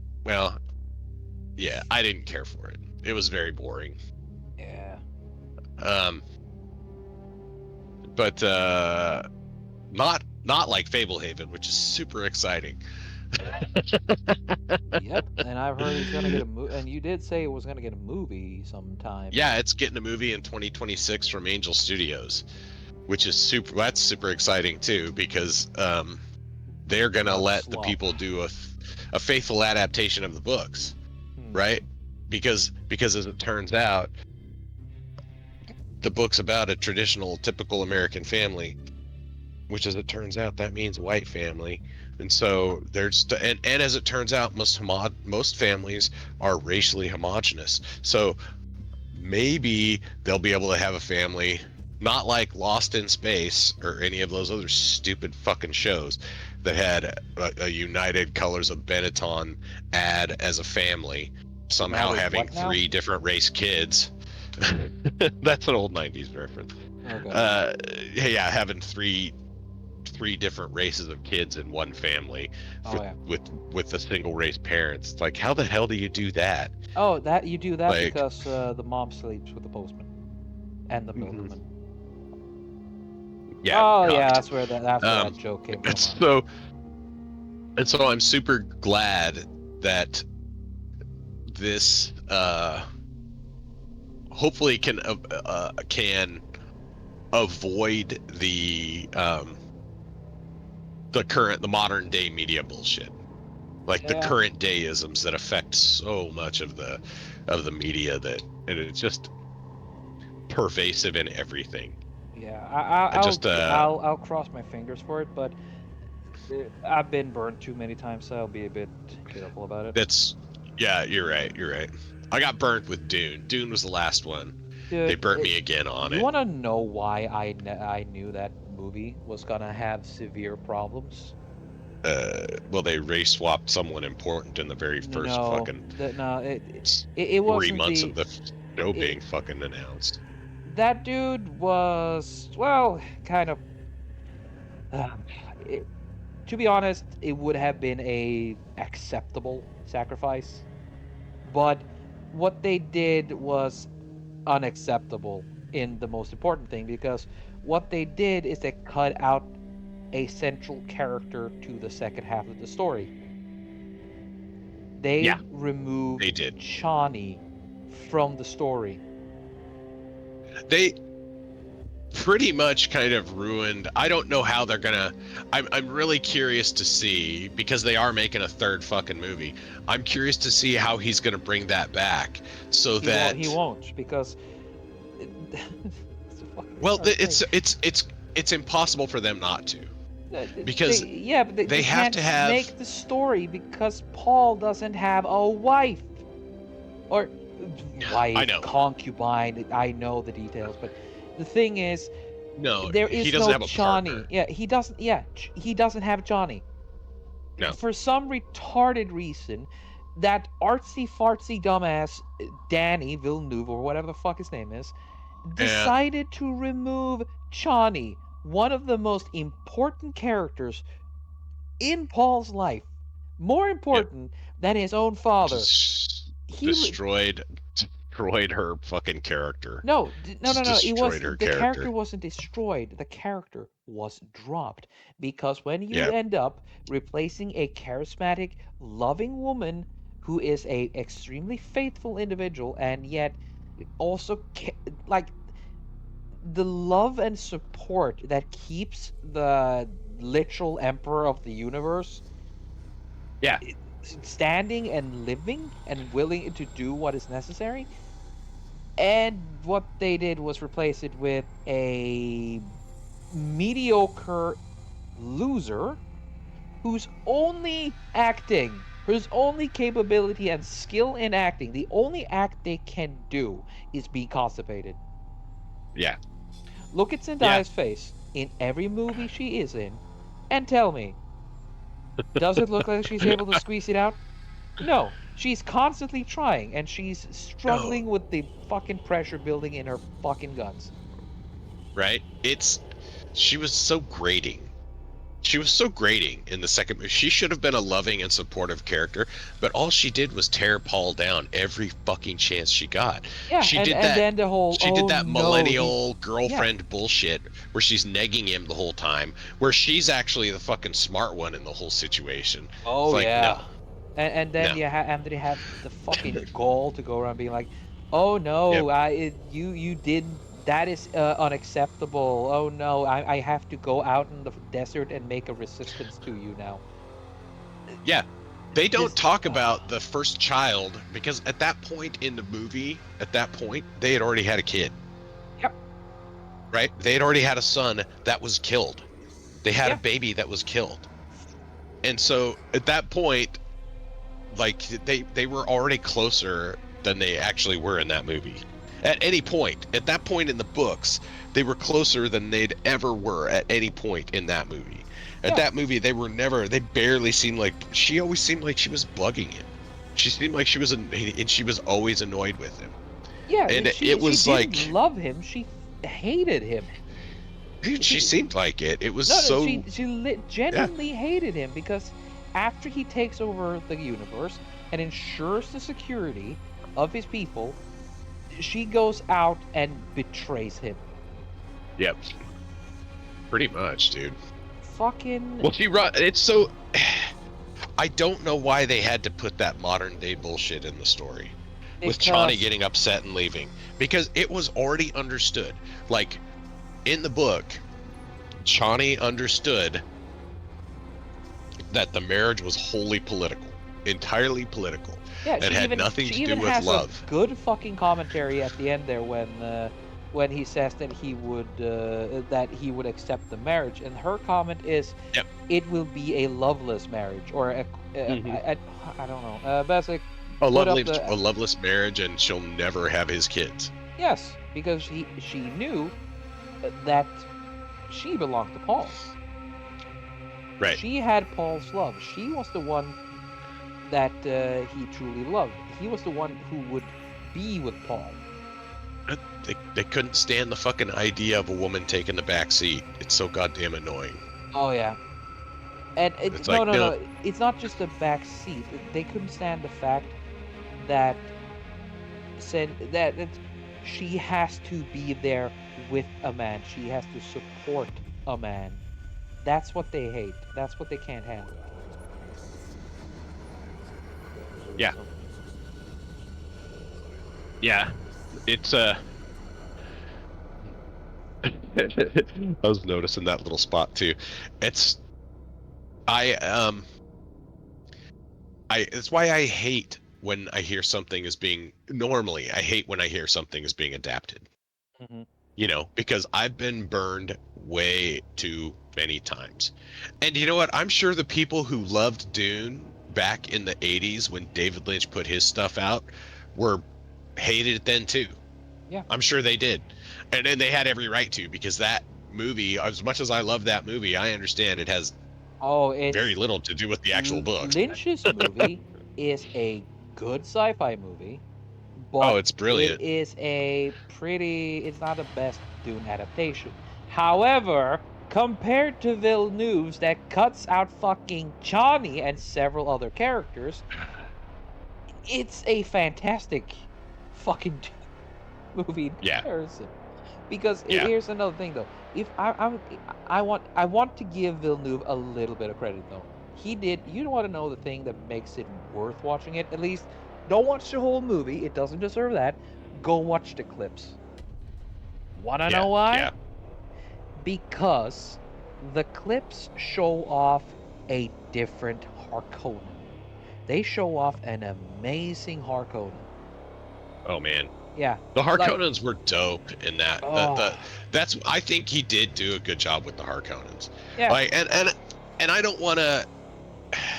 So as much as the deviations from the story kind of ruin the movies for me, I understand and appreciate that those movies are actually, there's some really cool shit in them. There's some actual, like, the Dune stories they try to tell are not, it's not entirely unfaithful to the books, I'll say. He's trying to tell the story, and he hits the major plot points in the books, and he has some really good you know, of course, all the Bene Gesserit shit with the box and stuff, that was really cool. Yeah, The stuff he with the did a voice, like, he does lot some of things really cool. yeah, he But has done a lot of good things, but he makes these key mistakes that just ruins the story itself. yeah, yeah, And you because he know sets the why. world and the motif and everything really well. Like, Yes. everything, like, the world is beautiful. Like, the sandworms are really cool looking. I appreciated the scenes where it showed the Fremen riding the sandworms across the desert. I thought that was really cool. I thought that was not unfaithful to the books, Oh, they right? did. Like, And those the scenes worms weren't design and the really worm explained, designs but themselves were amazing. yeah, the worm design's cool. Um, but you know, yeah, there was just some of the story points that he took. Hines should not have been a black woman. No. First off, And Liet Kynes is it unless I'm fucking misremembering like a motherfucker now. Liet Kynes is Chani's father, or yes, it, Liet Kynes was Chani's father.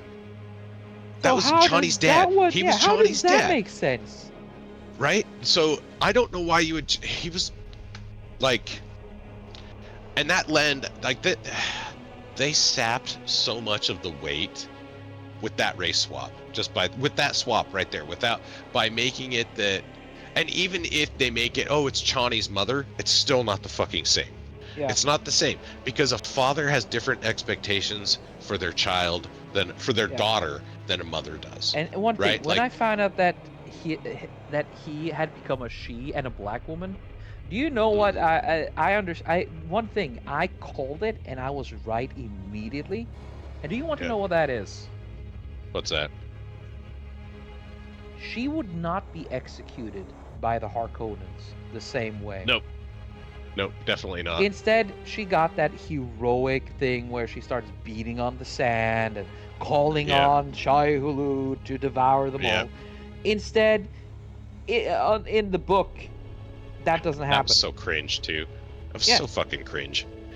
I at saw that. I was just like, surrounded by ugh, that's so literal fucking fucking dumb. Sardaukar. And Right. It's like, then she beats the sand and it brings upon the mhm. fucking sandworms. Like, Jesus fuck. Right. Like they're not gonna hear the fucking guys walking already. Like, no, just pounding on the sand like that is not gonna summon a worm. That's the reason why they had thumpers.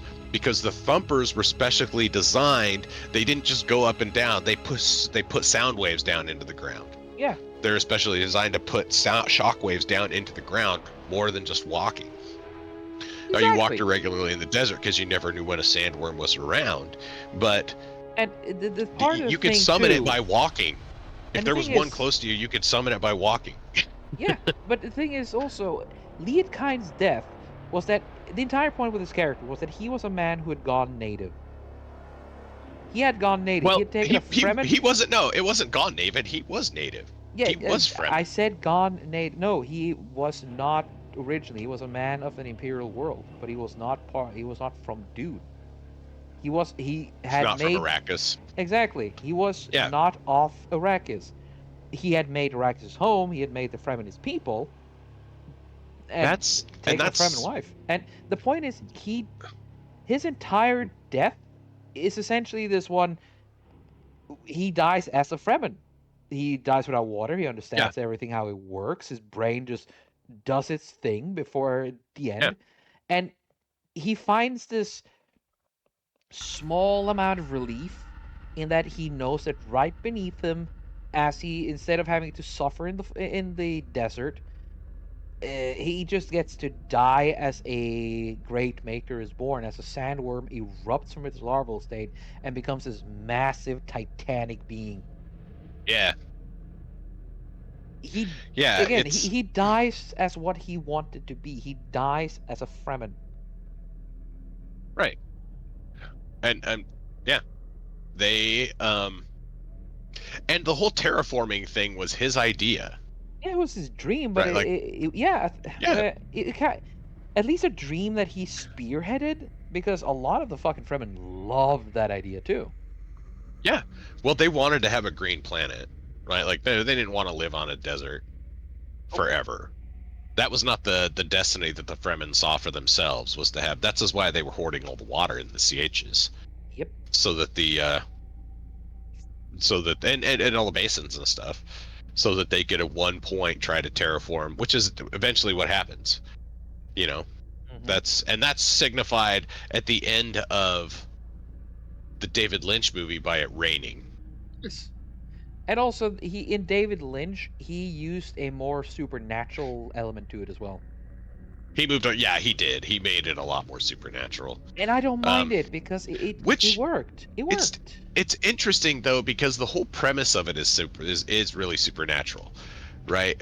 And what I mean is that the spice gives you superpowers, right? The spice enables sped up thought.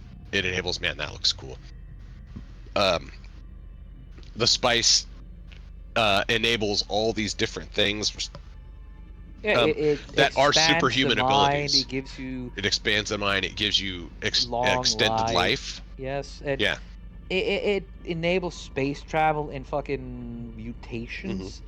Like, let's put it like this: Lynch's movie was so, again, maybe not the best Dune movie, but it was good enough that that Frank Herbert saw the third, what was it, the third degree level space engine, space navigators, and Oh yeah, the guild adapted it. navigators. Yeah, and adapted them, though instead adapted them to his own story.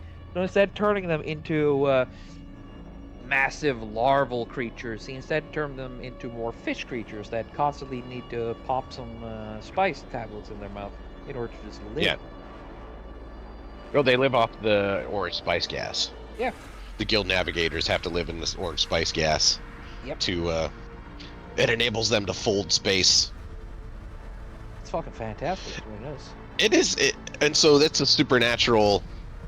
It's a supernatural setting inherently, but the supernatural thing is explained by the spice instead of it just being like superhuman powers. Yep. Right. I fucking love it. It was such a good story. That's the thing. It was. Oh yeah. I love Dune, and I also love the.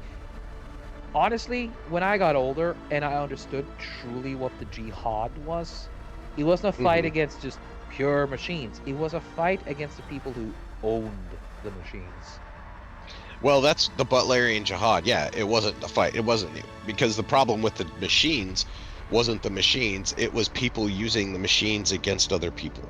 Yes. Let's see. And so in order to do that, they just removed the use of the machines from the equation. Yep. So. Because people. We've been talking about Dune comfort. for the last 20 minutes.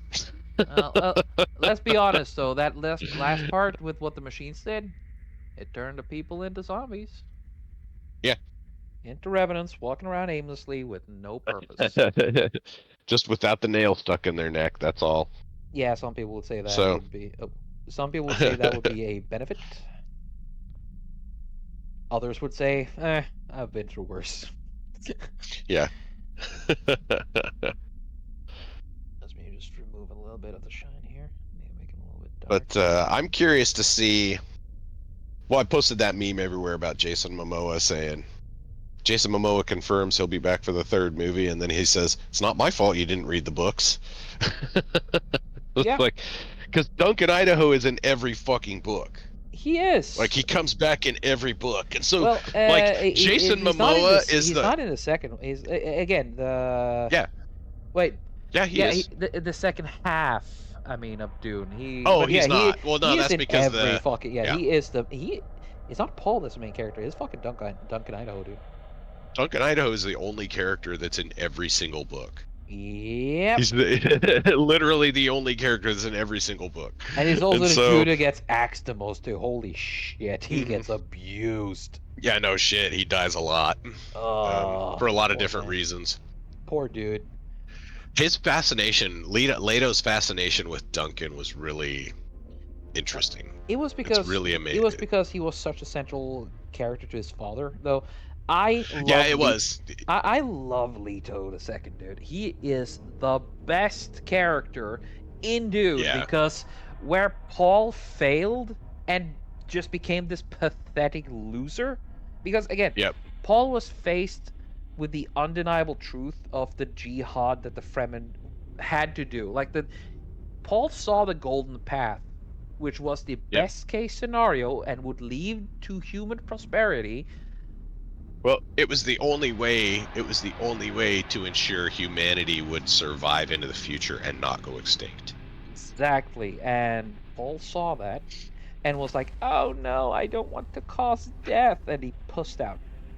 Yep, he was too much of a bitch to take it, and that's why his son stepped in. Of course, my thought of that is because Chani, well, she didn't last past book 3. Let's put it like that. I think that's kind of what broke him. Well. She wouldn't, because the lifespan goes past that. I mean, the book series spans thousands of years, so. No, I'm talking when Paul gave in, when Paul gave up. Oh yeah. When he became the coward that didn't have the guts to do what he had to do. Instead, forcing Leto Leto took that upon himself. No, okay, so now part of the reason why he couldn't do that, though, was part of it was because of his love for Chani. Yeah. And how much that broke her. And so that, again, highlights what a failure that is in the movie, to represent this glorious love that these two had for each other. Yeah, because when I condemn Paul now, I condemn him as a savior. because of what he had, the power he had, and the inherent duty in the power he had, right? He failed that. But then again, Leto came and rectified that problem.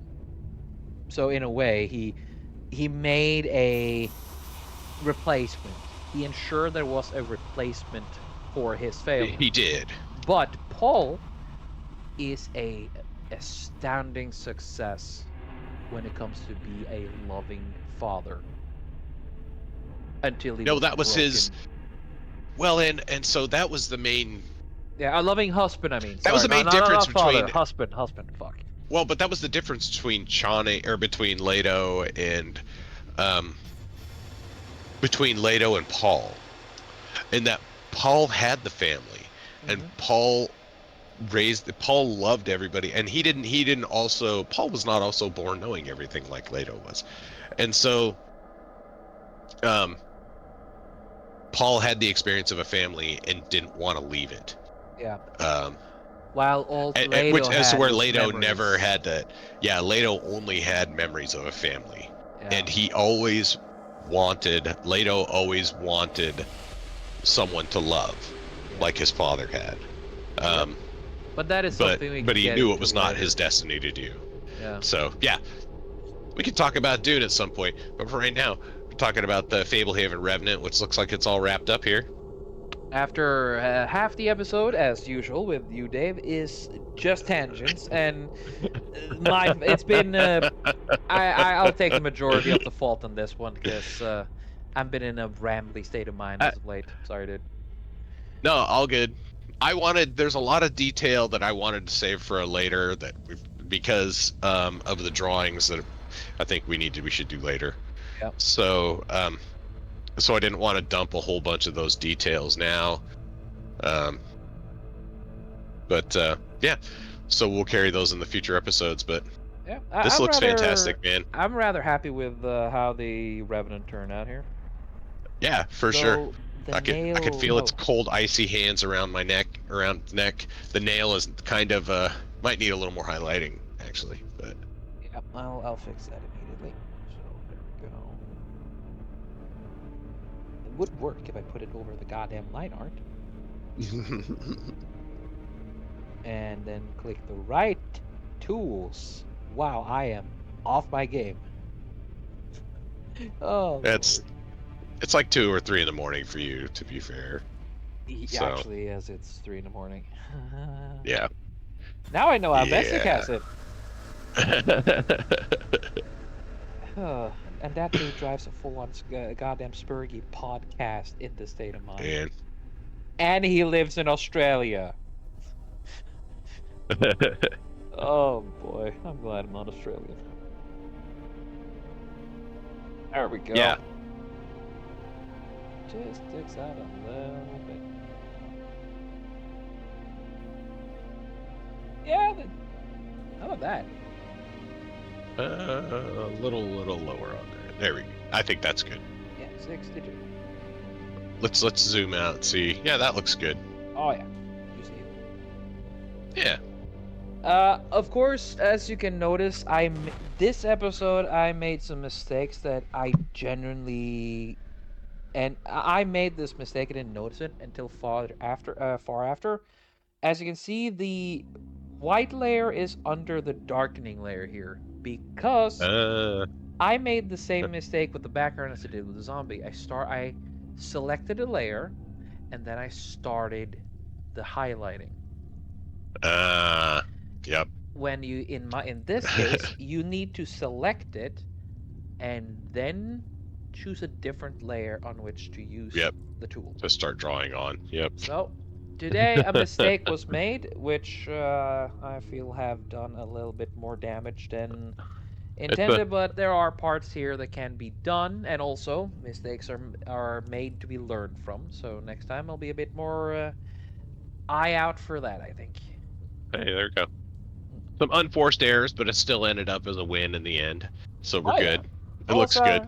I wanted to try a little bit different on the, as you can see on the branches. So you have the moonlight shining through them a bit harsher. In some cases, maybe a bit too harsh, but I know it looks good. Yeah. So double layer wasn't probably best for that, but yeah, it works because there are some times where an entire branch gets lit the hell up when the moon lights on it. Oh yeah. Yeah, and this is like a heavily, the moon's shining bright. Yep, it's just pretty high up though. And I'm pretty happy with the angle with the light where it comes from and hits the zombie. And the zombie was the main focus of this one. And I'm Yeah. pretty happy. I got the right gaunt look out of it. This Yeah. I hopefully it has that open, wide, unnatural feel to it. Nope, I think this is really good, man. Thank you. I appreciate it, man. So, Thank you yeah. for joining me for this episode, Dave. I really appreciate Yeah. doing this. I'm looking forward to the next one already. Uh, the usual rounds is a big thank you to my good friend Robert Renato for letting me use his music on this episode. As usual, drop by his channels. The links will be in the description down below. Also, thank you very much to Besic for dealing with all this crap, because there's a lot more to these episodes than what comes out. There's a lot of dead air, even more scrambled rambling, swearing, and other things, and dead air that needs to be cut and removed and finely tuned, as well as other audio issues. Lots of Thank- slurs. He's got to cut out lots of slurs. We used so many slurs. I think So like many a- slurs. I think I think a grand total of our vocabulary in these, okay, we managed to ease up a bit, but like 15% of what we say is just slurs at this point. It's just slurs. So honestly, we have pretty good self-control when we take So- everything into consideration. So Bezic is doing a much better job than everyone thinks. Oh yeah, he makes us sound halfway cogent.